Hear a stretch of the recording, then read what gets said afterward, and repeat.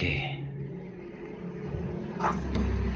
Halo. Assalamualaikum. Waalaikumsalam. Ih, Pak Lutfi katanya sekarang Pak Lutfi sendiri ya, nggak ditemani anak ya? anak saya harus pulang waktu Pak Eko datang. Karena menurut Pak Eko, itu nanti jadi celah orang yang nggak suka nyerang misi kita lewat eksploitasi anak. Gitu Oh katanya. iya, takutnya Terus Terus kata Pak Eko, nanti malah misi utama Mas Lutfi yang ingin membebaskan 7 terpidana nanti malah dikaburkan. Mas Lutfi diserang dari situ, katanya gitu. Oh iya. Jadi sekarang Karena anak saya umurnya 14 tahun kan, Mas. Oh iya, janganlah, betul. Sekarang sendiri ya Pak Lutfi berarti ya? Ya sendiri, karena kemarin Pak Eko itu ditelepon anak dan istrinya berkali-kali karena ada masalah yang memang harus diselesaikan Pak Eko. Padahal Pak Eko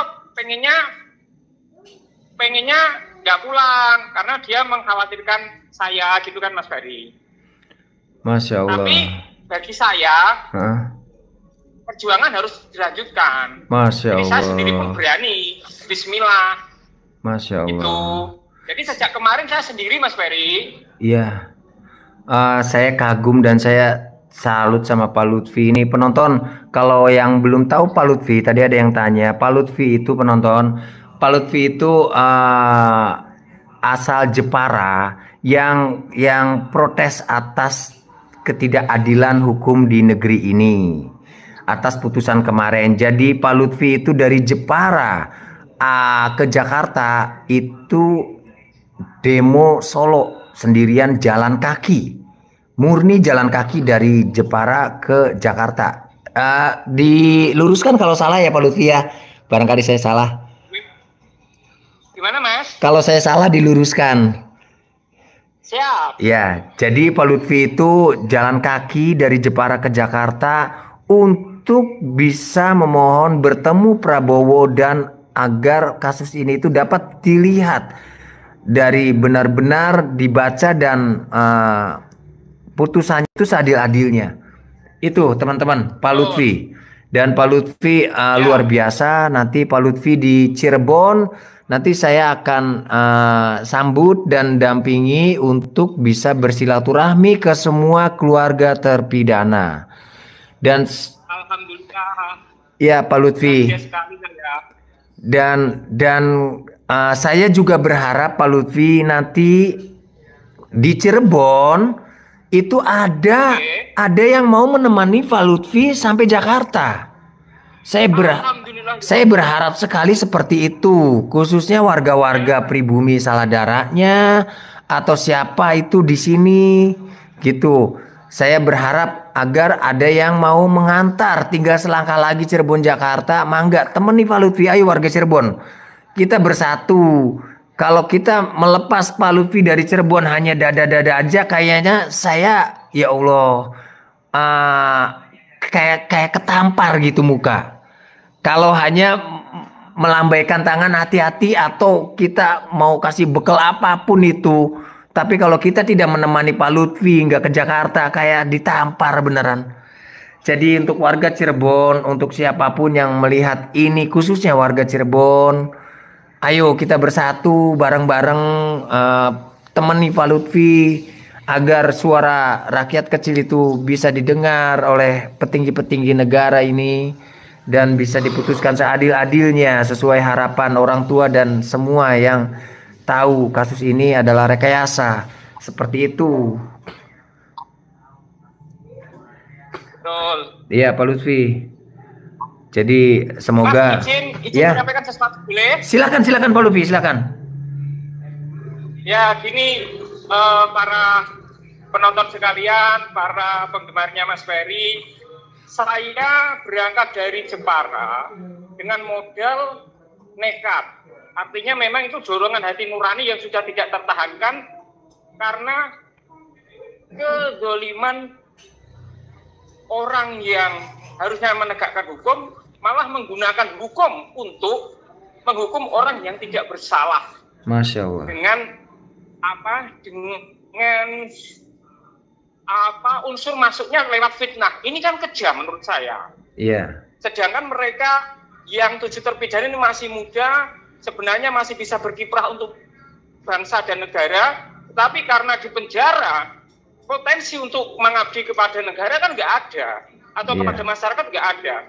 Artinya, di samping kekejaman fitnah, sebenarnya yang kejam itu bukan di penjaranya, tetapi mematikan potensi 7 anak muda yang kemungkinan bisa jadi pemimpin masyarakat, akhirnya terkurung, sia-sia.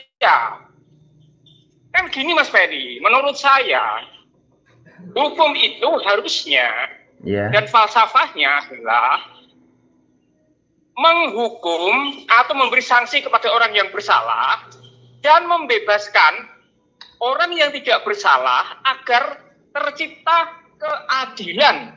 Betul. Gitu kan? Betul. Nah kalau justru hukum digunakan untuk menghukum orang yang tidak bersalah, lalu melindungi yang bersalah, ini namanya sangat dolim.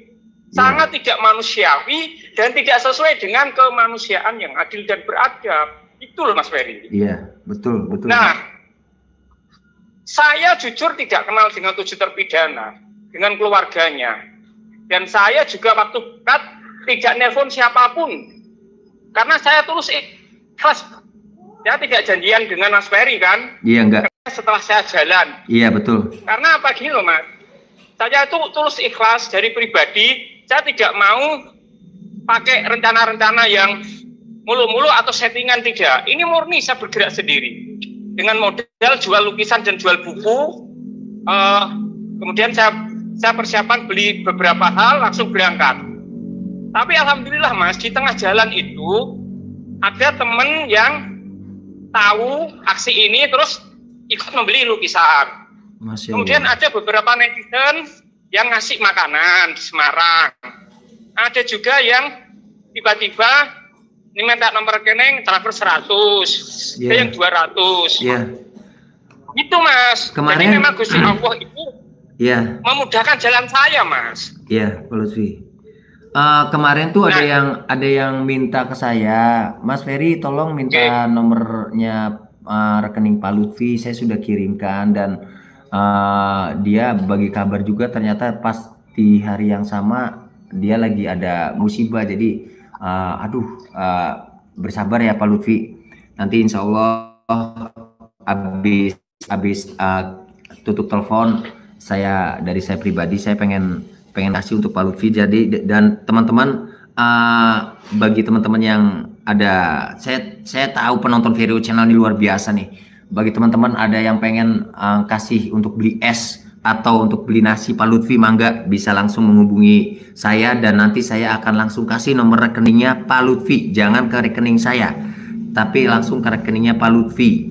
Di sini Pak Lutfi, saya juga belum bertanya ke Pak Lutfi bekal dari mana Pak Lutfi bisa bertahan hidup sampai Jakarta, Jepara Jakarta yang memang tidurnya itu udah nomaden, ya kan? Tidurnya itu di mana? Ini perlu saya tahu juga, dan penonton sahabat Verio Channel juga penasaran tahu apa itu kunci dan bisa bertahan kayak gitu, sok Pak Lutfi. Oke, Mas, saya mau berangkat itu dalam keadaan kondisi tabungan 0, uang saku 0. Nah, tapi saya minta sama Gusti Allah, ya Allah berilah jalan aku bisa segera turun ke jalan. Karena kalau nggak sekarang kapan lagi? Kalau nggak saya siapa lagi yang mau jalan kaki? Oleh Allah tiba-tiba saya tidak dikasih duit Mas, tapi dikasih ide dan imajinasi yang lancar. Saya bisa menyelesaikan lukisan dalam 3 hari, beberapa lukisan. Terus saya tawarkan kepada beberapa teman. Dan saya menawarkannya tidak ngomong begini Mas, aku ini mau aksi kemanusiaan, tolong beli, enggak. Saya hanya bilang tolong beli lukisan saya. Lukisan saya bagus, aku bilang gitu. Nah, mereka yang beli lukisan dan buku saya baru tahu kalau uangnya tak gunakan untuk aksi kemanusiaan. Mereka terharu gitu Mas. Terus ada satu pembeli lukisan yang nambahin aku 200 kemarin. Ya Mas, tambahkan di jalan gitu. Nah, jadi modalnya dari jual beberapa lukisan dan buku saya Mas. Itu. Nah, Nyun sewu Mas Ferry, izin menyampaikan. Jujur, saya tidak mengharapkan donasi dari teman-teman. Iya. Tapi kalau ada yang ikhlas betul memberi, saya terima. Iya. Tapi saya tidak donasi. Iya betul Pak. Ya. Betul Pak. Saya ini loh Mas Ferry. Iya. Saya melakukan dengan tulus dari hati, dan saya hanya percaya kepada, maksudnya gini, saya yakin dan percaya kepada Allah, karena Engkau yang menggerakkan aku ya Allah, maka pasti di jalan Engkau akan menolongku. Gitu loh Mas. Iya, Pak Lutfi. Dan alhamdulillah, gini loh Mas, anehnya yo, aku jalan kaki ini tambah sehat. Padahal istri dan anakku khawatir. Istri dan anakku dan ibuku khawatir karena saya punya asam urat. Masya Allah. Tapi nyatanya apa? Malah aku tambah sehat, tambah bahagia. Terus jalan tambah ringan. Padahal ini coba tasku nih segini gede. Masya Allah. Itu anehnya begitu Mas Ferry. Jadi pertolongan Allah itu nyata. Pertolongan Allah nyata yang sah. Terus datanglah Pak Eko yang tidak kenal sama sekali mau dampingi. Kemudian beberapa teman nyegah di jalan untuk dikasih support dan makanan. Gitu Mas Ferry. Iya Pak. Gitu. Nah ini tidur itu di mana Pak? Tidur. Saya tidurnya memang sengaja mencari masjid Mas. Kenapa? Karena masjid itu membuat badan saya terasa bersih, dan memang setelah bebersih di masjid, iktikaf di masjid, tahu nggak Mas? Iya. Itu capek itu hilang, capeknya hilang. Walaupun kurang tidur, tapi capeknya hilang. Ini lihat kan wajahku seger. Padahal kemarin jalan kehujanan loh kemarin tuh. Kemarin kan hujan deras Mas, aku sempat kehujanan. Gitu. Tapi itu tadi kuasa Allah. Aku terasa lebih sehat, terasa lebih ringan, terasa lebih bahagia. Apalagi didoakan oleh ibundanya para terpidana. Aku yakin itu menembus langit loh. Masya Allah. Doa orang-orang yang teraniaya, terutama orang tua terpidana, itu pasti nembus langit. Saya yakin. Amin. Makanya ketika Pak Eko ini pulang dulu, saya tetap lanjut jalan. Walaupun Pak Eko sebenarnya menyarankan, kamu berhenti dulu sehari, nanti aku nyusul baru jalan lagi. Aku bilang enggak Pak. Kalau begitu caranya, artinya kita ini mengikuti keadaan di luar. Amin. Padahal saya sudah bertekad dan Allah sudah ngasih kemudahan, saya harus jalan sekarang. Nanti Pak Eko nyusul saja saya sampai mana. Gitu. Terus Pak Eko bilang, ya Mas, tekadmu luar biasa, saya yakin kamu mampu walaupun sendiri. Itu Mas. Nggak apa-apa, saya yakin. Bisa sampai Cirebon ketemu Mas Ferry dan keluarga. Ini loh Mas ya, jujur ya. Bagi saya, Uju terpidana dan keluarganya adalah inspirasi. Adalah inspirasi bagaimana menghadapi tekanan dan pergolakan hidup yang luar biasa. Luar biasa. Aku belum tentu kuat Mas ngono kuwi. Betul. Makanya bagi saya ini adalah apa ya namanya? Inspirasi besar, dan saya bahagia kalau bisa ketemu mereka. Insya Allah. Dan saya selalu berdoa bertemu mereka adalah di tengah jalan ada Kak Matsuni yang menghubungkan saya ke Kak Ferry. Saya tidak tahu loh Mas, kalau saya dipantau oleh timnya Mas Ferry, saya nggak tahu. Saya pokoknya jalan ikhlas nekat pokoknya. Itu Mas Ferry. Terima kasih. Terus Pak Lutfi katanya kemarinnya ada pelanggaran di live-nya atau gimana? Masih udah aman belum? Mas, menurut Pak Eko, saya tidak boleh live sambil jalan, bahaya. Jadi saya live-nya kalau istirahat, gitu. Jadi saya ini videokan, setelah videokan Mas, nanti saya upload per VT. Saya tidak berani live saat jalan Mas, apalagi pas sendiri begini. Oke. Koneksi. Aku salah jalan ini, tak tanya dulu ya. Mas, kalau mau ke Jakarta, tadi masjid. Oh sana ya, arah sana. Oke, tak balik. Makasih Mas. Mas, asik ngomong sama jenengan malah lupa jalannya. Hati-hati Pak. Puter. Berarti nyampe Cirebon sekitar 5 hari lagi Pak ya? Ya, sekitar 4 sampai 5 hari kalau normal. Oke. Karena begini, yang paling berat itu ternyata memang itu Mas, dari Demak sampai ke Mangkang itu berat, karena itu memang jaraknya jauh-jauh per kabupaten. Waduh. Nah, kata musafir yang tadi malam tidur sama saya di masjid itu bilang, Mas, kok nek kowe wis tekan Kendal, ring Pekalongan cedak, ring Weleri Pekalongan itu cedak, bar Pekalongan dengan Cirebon itu jaraknya juga terlalu jauh. Itu memang yang paling jauh itu Demak Semarang Mas, jauh gitu.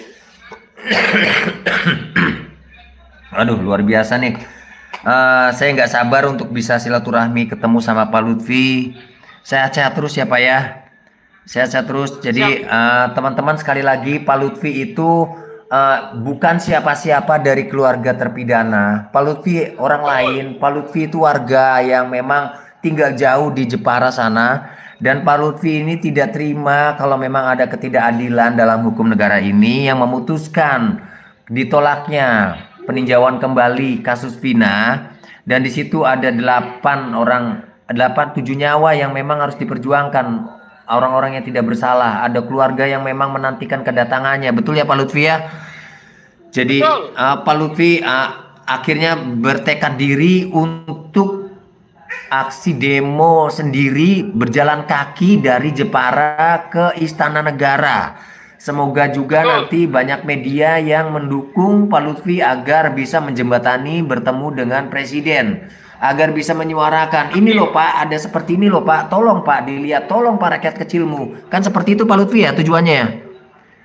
Betul. Saya itu untuk aksi ini tidak ngajak siapa-siapa karena pasti banyak nggak mau. Makanya saya nekat jalan sendiri. Tetapi saya yakin Pak Prabowo bisa berbuat kalau didorong. Karena gini loh Mas, Pak Prabowo kan dalam kampanye sejak 2009 itu selalu nilai-nilai tentang hukum, tentang kesejahteraan masyarakat kan selalu digaungkan. Dan ini tak tagih. Jadi tuntutan saya membebaskan 7 terpidana kasus Vina itu selaras dengan misi visi Pak Prabowo sejak 2009. Masya Allah. Makanya saya beri nagih. Gitu Saya ya. beri nagih. Dan kalau Mas Ferry mau tahu,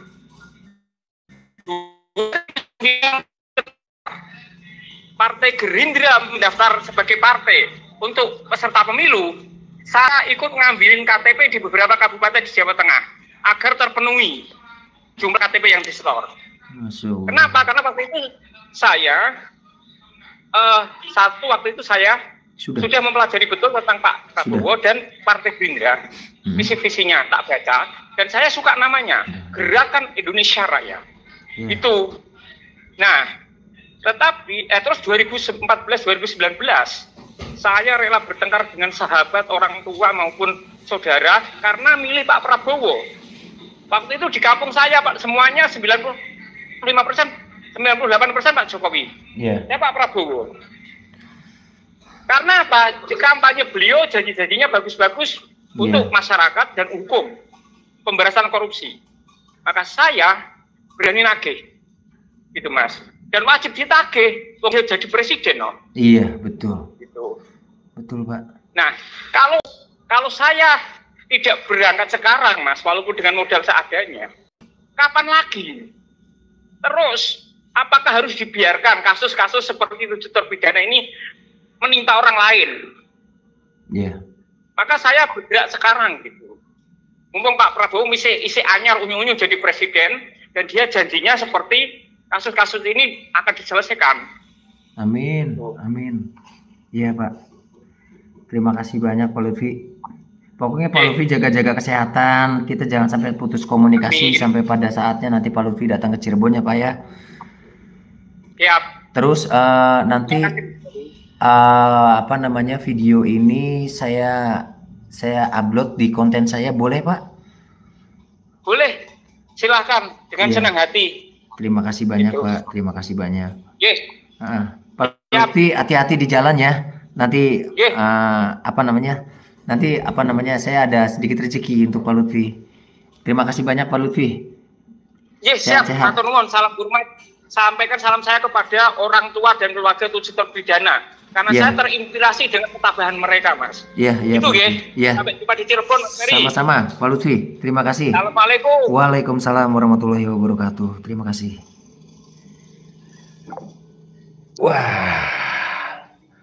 Waduh, bos, saya tidak bisa berkata-kata, bos. Itu dari Jepara loh. Dari Jepara ke Jakarta jalan kaki tanpa tabungan apapun. Pak Lutfi hanya punya skill melukis. Dan Pak Lutfi jual lukisan itu pun tidak dipatok harga. Pak Lutfi hanya minta untuk ya bisa bertahan hidup, untuk beli makan, beli es. Gitu loh teman-teman. Apa ya? Bagi teman-teman yang pengen ada sedikit rezeki nanti bisa langsung ke rekeningnya Pak Lutfi, tidak apa-apa. Gitu loh. Semoga saya percaya teman-teman semua orang-orang baik ya. Teman-teman nanti bisa chat saya, nanti saya akan bagi nomor rekeningnya Pak Lutfinya langsung gitu loh. Dan saya bagi nomor Pak Lutfinya kalau teman-teman mau, biar teman-teman bisa berkomunikasi. Misalkan teman-temannya itu yang melewat jalurnya Pak Lutfi. Pak Lutfi nanti kalau lewat sini mampir ya. Pak Lutfi kabarin kalau lewat sini. Misalkan di Brebes atau di Bumi Ayu atau di Jawa Tengah gitu tuh. Jadi bisa silaturahmi. Kita kawal terus kasus ini. Iya. Lalu saya berharap sekali lagi untuk warga Cirebon, untuk pemuda-pemudanya, ayo semangat. Khususnya untuk warga-warga Saladaranya, semoga ada yang mau menemani Pak Lutfi sampai ke istana. Jadi Pak Lutfi setelah sampai Cirebon itu tidak berjalan sendiri lagi, tapi dikawal sama orang Cirebonnya sendiri yang memang kasusnya ada di Cirebon. Bukan hanya dada Pak Lutfi, hati-hati di jalan. Aduh, jangan deh kayak gitu.